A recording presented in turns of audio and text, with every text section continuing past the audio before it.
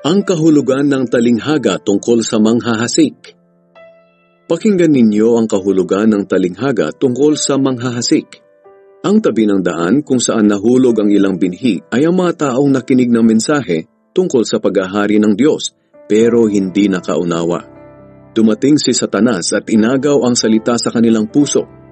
Ang mabatong lugar kung saan nahulog ang ibang binhi ay ang mga taong nakinig ng salita ng Diyos at masaya itong tinanggap agad. Ngunit hindi taimtim sa puso ang kanilang pagtanggap, kaya hindi tumagal ang kanilang pananampalataya. Pagdating ng kahirapan o pag-uusig dahil sa salita ng Diyos na kanilang tinanggap, agad silang tumatalikod sa kanilang pananampalataya.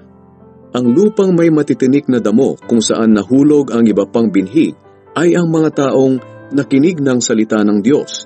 Ngunit dahil sa mga alalahanin dito sa mundo at sa paghahangad na yumaman, nakalimutan nila ang salita ng Diyos, kaya hindi namunga ang salita sa buhay nila. Ngunit ang mabuting lupang hinasikan ng binhi ay ang mga taong nakikinig sa salita ng Diyos at nakakaunawa nito. Kaya namumunga ito sa kanilang buhay. Ang iba'y napakarami ang bunga.